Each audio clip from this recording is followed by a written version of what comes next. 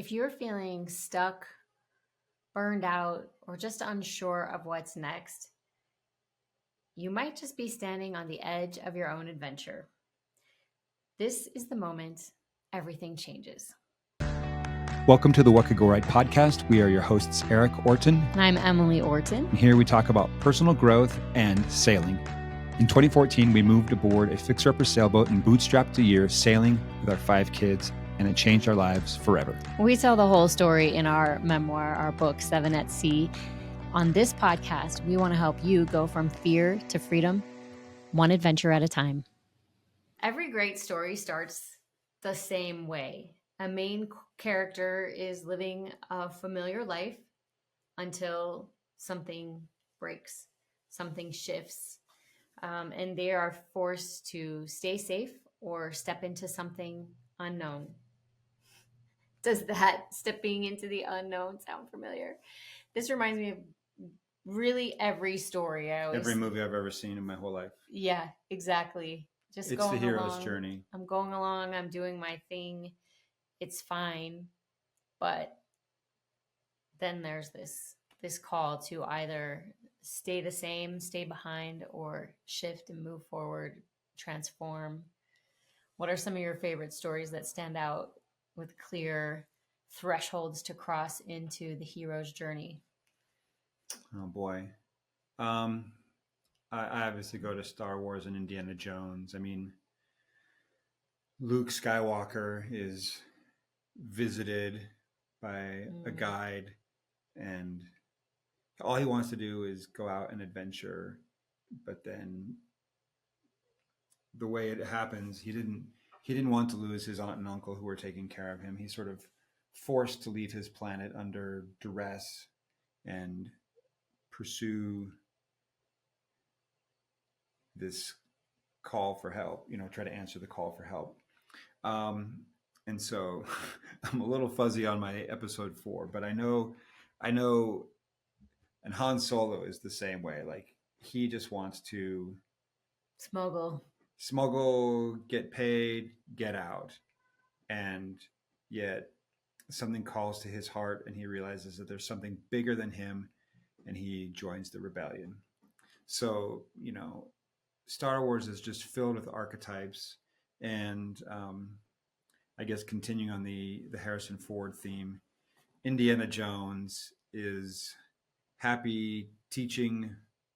relatively happy teaching archaeology at some university, and he is approached with this dilemma that the Nazis are going to get a hold of this ark before they do, and what does that mean for the world? And so he doesn't want to leave his life, but he throws his whip into a suitcase, puts his fedora on his head, and sets out for Arabia in search of the ark to get there first. So, there's the reluctant hero, I think, is the term that when I first heard that, I was like, that's it. Nobody wants to do the hard thing. Nobody wants to jump headlong into the quest, but something noble inside them is called forth, and the thing that is calling them forward, they're more loyal to it than they are to the thing that is their current life, their current comfort zone. And they are willing to, the stakes are high enough for them that they will leave the thing that they know, the thing that is comfortable, the thing that is easy, to do the thing that is scary or challenging or dangerous, because there is a noble attribute in them that calls them forward. Right. Instead of going into hiding, they go into hero mode. Oh, that's good. Yeah, because I feel like Luke, there was nothing left for him on Tatooine. Yeah. Once they destroyed the farm and the people he loved, but he could have just gone into hiding.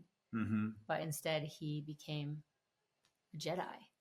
In training, yeah. In training. So I just want to relate that to kind of this season of life where we are, and a lot of our guests are, is kind of in a midway point where we've been on a lot of journeys, and like this midlife place, this midlife magic. And I know for us, we anticipated it. We're like, hey, we know having these kids, most likely someday they're all going to move out, and so we want to make sure, certain things are ordered. We're continuing to pursue interests, develop talents, prioritize our relationship, and we're like, we're going to be so ready. There aren't going to be any bumps when we get to midlife because we knew it was coming and we prepared. And yet it came for us, and it has still been so bumpy. And I think that's been a real surprise because I thought we were ready. I thought we were prepared for it. And yet when it actually is happening, it feels very different. All of those preparations, still good, still helpful, still useful, but it is still a threshold that we're crossing. And it is, I love this idea that we can be in this place as the main character in our own lives and realizing, wait, this can't be all there is, right? And you might feel like you're breaking down, but you're actually waking up. A lot of times when I'll go rock climbing with Erik, he leads 100% of the time. He leads, and he'll put on the harness and he'll just, I'll use the word scamper. He might not like that that term, but I self-identify as a scamperer. But he just seems to so easily see where all the finger holds and footholds are, and he gets up the cliff face so easily. And I'm like, yeah, that'll be easy. And then I put the harness on and I get to that point and I'm like, where did you even find a place to get a toe hold, and I'm just, floundering. And I think I might describe some parts of midlife a little bit that way. Not all of the parts, but some of the parts have been that way. Now that I'm actually here, I realize I'm not as ready as I thought I was. Same for when we moved aboard a sailboat. We prepared. We got there and we were like, we don't know what we're doing. Not about everything, but about enough parts that it was a little overwhelming. So midlife is a classic threshold moment whenever midlife comes for you. And you might, like I said, feel like you're breaking down, but you're actually waking up. And this is where a new story can begin. And it's actually can be pretty exciting to have a new season of enhanced growth. But this time, unlike maybe when you were graduating high school, it comes with so much experience behind it about what you already know about yourself and how you move through the world and what you're capable of and what you're interested in. So it's a beautiful time of discovery. As you're talking, I'm thinking of this past week, I guess weekend. I went rock climbing on Saturday. Mm-hmm. We didn't go together, but I took out this young kid, and him and his friend found me last year. And they're not in midlife. They're both 21. They're like, they could be our kids. Yeah, we have kids older and younger than that. Yeah, and so, but they have a goal to climb Half Dome in Yosemite, and I haven't climbed Half Dome, but I've made an attempt, and we've been there, and I know a thing, and I've climbed stuff that's bigger, and in some ways more challenging than Half Dome, but Half Dome is a beautiful objective, and I went out climbing. I climbed in the gym with these kids last year. Fine, perfectly capable gym climbers. And we go out on Saturday, and one of them's in Alaska working for the summer, and so I went out with the other one. And I'm realizing they have a beautiful dream, and they also have a long way to go. I definitely feel like the Obi-Wan Kenobi in this story, because in terms of like gear and skill and overall knowledge and just experience. The lack of experience is deep, but that's okay. That is okay. And I have been that person where I just say, look, I have this big, huge, beautiful dream and I want to go for it. And I don't know a lot about what I'm doing. And I found people that would help me along the journey. And I put in the effort to work and learn and spend the money to buy what was needed. And I guess I'll say this. I was already pretty tired, and I wasn't fully wanting to go climbing You on had Saturday. climbed earlier that week and climbed pretty hard with experienced climbers. I'd gone out with people that are more experienced than me in a lot of ways, and so I got pretty worked over. But I decided, I was like, hey, I'm tired, but let's go do something, and I'll teach you some stuff. And so I was doing some stuff that was pretty low energy for me, but it was completely new to him, and it was satisfying. It was satisfying to be the guide, to be the teacher, to be the instructor. And I wasn't learning anything new. I was getting to sort of like get the cobwebs out as the new season begins and it's time to get back outside and climb. And, it's been a long time since I've built my own anchor and set up, the different parts that, for big walling that are required. But it was, and I actually didn't even let him do a lot. I was like, I just want you to observe me doing the things so that you can get a sense, because these are the nuts and bolts that are these are the bricks that when you put 100 of these together, that's going to be how you're going to climb Half Dome. Mm-hmm. And so I guess as we're talking about the hero's journey and stepping out and waking up to something that feels impossible, one of the key things is going to be to find people along the way willing to help us, to teach us. Mm-hmm. And we're never going to get there on your own. You are not going to make your thing happen solo. It's just not how it works. You're going to have to find people to help you. Yeah, absolutely. And every time you're feeling called to adventure, it can be a little bit scary. Mm-hmm. And the more experience you have with that, the more you know how to handle that transition across the threshold from the known into the unknown. But no one ever feels ready. You just go scared. Like this kid, he's like, look, I don't really know this guy, Erik. I don't really know anything about outdoor climbing. I know a lot about indoor gym climbing, but if I want to climb Half Dome, I'm going to have to start bridging that gap. And this is somebody, what I do know about Erik is that he's done it before. He's done something like this before. He knows what it is to climb outside and to protect yourself that way without everything that's built in at the gym. And so, yeah, in this case, you were being the guide on the journey and he was being the hero during. Nothing was scary for you that you were doing. I just had to be mindful of the fact that there was no way he was going to double check me. Right. Oftentimes I'm climbing with somebody and we double check each other. Like, hey, you're not good. Yeah, my knot's good. Hey, we look at my anchor. Does this look sound? Like we're a check and balance for each other. And so I was a little bit on heightened awareness because I knew that he wasn't going to be able to look at anything and say, oh, that doesn't look right or that doesn't look safe. I had to be 100% accountable for both of our safeties with my knowledge. And so that, there was that. Yeah. Can I riff on this a little bit longer? Not necessarily rock climbing, but our son-in-law.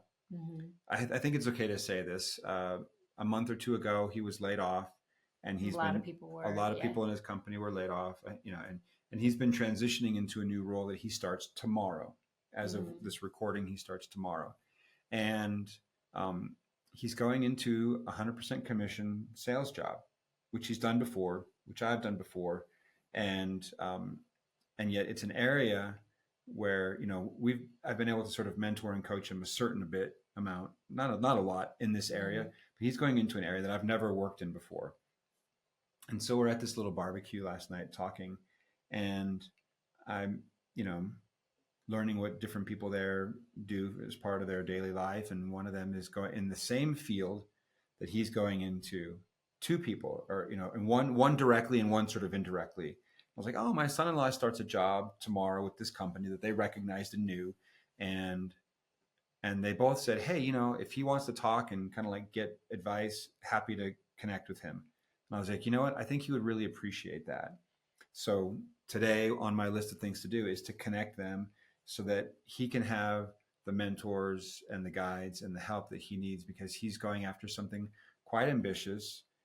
100% believe in him. He's going to be a success. But again, we don't do it on our own. And so I admire him for going for it. And I'm also grateful for people that are willing to lend their knowledge, their experience, their wisdom to people that are up and coming, because we all need that. And so And sometimes, when I was rock climbing, I was directly the guide, and with our son-in-law, I'm able to sort of connect him with a guide. And so if, for you listeners out there, you might be the hero looking for a guide. You might be able to be a guide for somebody, or you might be able to help somebody that is going on a quest, a hero going on a quest, and somebody that can help that person. You can be the bridge maker that will make all the difference to both of those people. And so, we can come at this from various angles, but I think,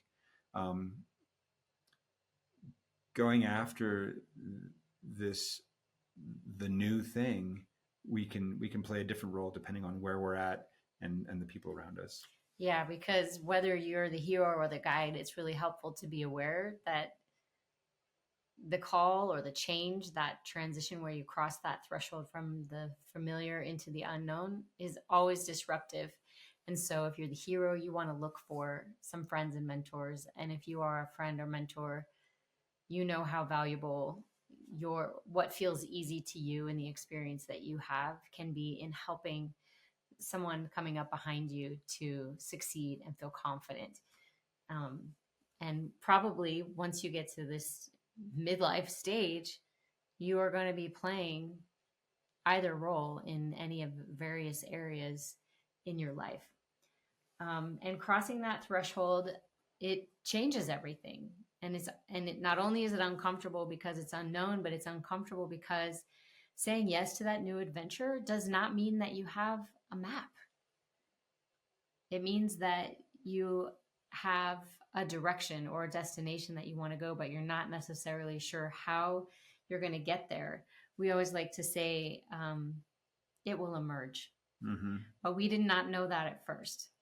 We didn't know at first that it would emerge and that the information would come as we needed it. And when problems rose up and we started seeking the answers, then the answers would emerge. We were nervous because we wanted to know more than we knew, but we couldn't. We had to learn it through experience. And through our experiences, the main thing we learned is that it will emerge. And that gave us the confidence to move forward even without a map. And of course, that makes obvious sense when it comes to traveling up the Caribbean chain and going from island to island and saying, well, we'll just see what's there when we get there. And if people live there, they probably have food, and we'll just figure it out as we go. But it also translates into these other areas of life, like once you've launched all your children and your nest is empty, or you've retired from your job, or you've gotten so good at your job that it's boring, or I have different friends. One's an entrepreneur who's been successfully running her own business for a long time, but now she's really kind of tired of it and she's looking for something new. And I have another who will be launching their baby this summer and is also looking for something new, but not something that's just what she's interested, but that will match the hopes and interests that she shares with her husband. And so, but we're always looking for answers that meet our needs with, seasonally shifting parameters at what we need. I think that's part of what makes life exciting, is part of why we're always growing, is because our circumstances are always changing a little bit, either because that's how things are or because we're making a choice to intentionally shift things up. I'll chime in here because I talk to a lot of people every week about possibly joining our sailing trips. And I'm surprised how much I hear about the disruption that happens in people's lives. Because oftentimes they want to go sailing because they're at some inflection point in their life. Mm-hmm. They've just, their youngest kid has moved out, or they just lost their spouse, or they just got remarried, or they went through a divorce, or just sold a business. Yeah, they just sold a business, or they left one job and they're going to start another, and so they have a gap and they want to do something, or their kids are about to start having kids and they want to do a family thing where everyone where they can go without having to navigate having young babies on board. And so I hear a lot of people at these inflection points, and I feel really honored and humble to, and many times, be in the role of a guide, because people will ask me questions like, they obviously want to know what the trip is like, where we're going to go, this, that, and the other. And they'll always say, I've always had a dream of doing something like this. I've always wanted to try sailing, or I've always wanted to learn how to sail, or I've always wanted to live on the water. And there have been obstacles. And we can relate to those obstacles because there was a time when we didn't know how to sail and we hadn't lived on a boat. And I often will tell people, I wish there was somebody like me doing what we're doing now for us when we were where you are. Yeah.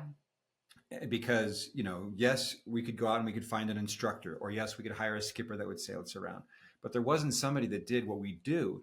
And I'm really grateful that we can step into a role and say, yeah, you want to try this out. You've got a lot of risks in front of you. You have this dream, this idea, this ambition, but you don't have a map. You think you might want to live on a boat, or you might want to sail this, whatever it is, but you want to try it out before you make the big investments of buying a boat, or the classes even, or investing in the classes, which are also not cheap, or you just want to see, do you and your spouse like doing it together? One of you is really into sailing and the other is kind of like, it could be fun, but I don't know. I want to see, am I going to get seasick? Basic things like that. And so it's a humbling place to be, to say, yeah, we will guide you through this experience so you can get more information as you figure out how you're going to move towards your dream. And I love being in that role. And, we talked a couple, episode or two ago about steadiness, or what is it? Certainty versus variety. Mm-hmm. And in a lot of ways, going on a sailing trip is a big risk for a lot of people. It's a risk because you're spending money to do it. You don't know exactly what you're getting into, and takes time. You're going to step away from the familiar. It's a risky thing, and let alone doing it on your own. If you were to do it on your own, it's even more risky. And so what I feel grateful that we can do is we can take a lot of that risk out of it, because it's not hard for us to get a boat. It's not hard to know how to sail. It's not hard. I know how to sail. We know how to navigate. We've been to these places before. We can make recommendations. I even would say, with knowing how to sail, you can look at it and look at the wind report and say, well, we can go to all these places, but if we go this direction, we're going to have a terrible time because it's going to be such a bumpy ride. But if we go this direction, we can still see everything. We'll just sequence it differently and we'll have smooth sailing the whole way, whereas if you're new, you might just, well, this is closest. Let's go straight there. And then you have straight into the wind. Terrible time. Yeah. So anyway, I guess I just bring that around because, yes, I have calls to, what are we calling this? I'm like a call to action, or sure. The thing that I'm saying yes to, that you're saying yes to. We're heroes in our own way for our own goals and dreams. And we're also guides for other people, for you, any of you listening that have a dream where we can help you achieve it. And both roles are important, and both roles are valuable. And I love helping people uncover, discover, or draw the map that they need that's going to get them to where they want to go. And I'm grateful that I have people in my own life that help me draw the map for where I want to go, for the things that I'm pursuing that are scary for me. And so I just think it's great that we can be both roles at the same time in our lives. Mm-hmm. Yeah, absolutely. So for you who are listening, whatever part of your life you feel is calling you forward, even if it's scary, is it a whisper to create something, or change something, or try something new, to leave something, or begin something? Just write it down. I dare you. Write down what is your call to adventure right now, and then imagine what it is that you think is waiting on the other side of that threshold as you step into your own hero's journey.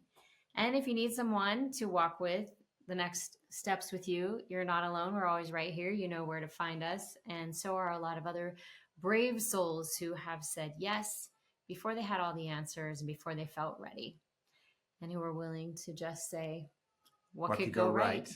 Hey guys, it's Erik. Before we wrap up today, I want to give you the sailing update. First of all, Italy is sold out. So If you want to go to Italy, you'll have to go another time. We'll miss you. Arrivederci. But Italy is sold out. However, we are going to be in Greece July 19th through the 26th. We have one cabin left. That is for 2 people, so you can fit up to 2 people, or if you want it to yourself, you can book both spots. But we will be sailing out of Athens July 19th through the 26th. We will be in Croatia August 2nd through the 9th. We'll fly in and out of Split. I have one full cabin and I have one solo spot. I don't know. I can't remember if it's a solo guy spot or female spot. But if you're interested in going to Croatia solo, hit me up. We'll see what we can make happen. I do have 1.5 cabins available for that. Cool thing about these trips, they are 2 days longer than our normal trips. So you get these bonus days. So they're kind of an extra value. And they're beautiful, beautiful spots. So let us know. Also, this is kind of a fun one. I'm going to be going to Greece, and there's a lady who sailed with me 4 times now. Her name is Sandy, and she is sponsoring a ladies only trip. Emily and I are going to be hosting this. It's for women only, and there's going to be 2 parts. You can sail with us for a week, and if you want to, you can also join Sandy for a week of spa and fun land-based excursions that she's organizing. You can do one part, just sailing, or you can do both parts. But if we're going to be back in Greece, September 20th through the 27th, we're going to be sailing out of Corfu, which is Western Greece. Beautiful, beautiful spot. So if you're interested in coming on that ladies only trip, let me know. We are then going to be in La Paz, Mexico, the Sea of Cortez, October 20th through the 25th. This is one of the hidden gems of locations that we go to. Most people kind of don't give Mexico its due. It's one of the most stunning spots, and I love it. And we happen to have 2 cabins left. So if you're interested, let me know. We're going to be in Mexico, August 20th through the 25th. We are going to be in the British Virgin Islands, November 10th through the 15th. We have one solo female spot. The rest of the boat is already sold out, but if you're a lady traveling solo, you'd be paired up with another lady who's coming by herself. We have one solo spot on that trip in the BVI. And then our year wraps up with the Bahamas, December 8th through the 13th. We have 1.5 cabins, meaning one full cabin and then a solo spot. And again, I haven't looked up if it's a male or a female spot, but if you're interested, let me know. Would love to have you aboard in the Bahamas. A great way to end 2025. That is the sailing update. And now, before we wrap up entirely, people go sailing with us, and I want you to hear from them directly what kind of experience they have. So here's a sailing takeaway from somebody who's gone sailing with us recently. And if you're talking to somebody that's thinking about coming out, what advice would you give them, or what might you say to them? The advice I would say is to definitely go on this cruise and do that, because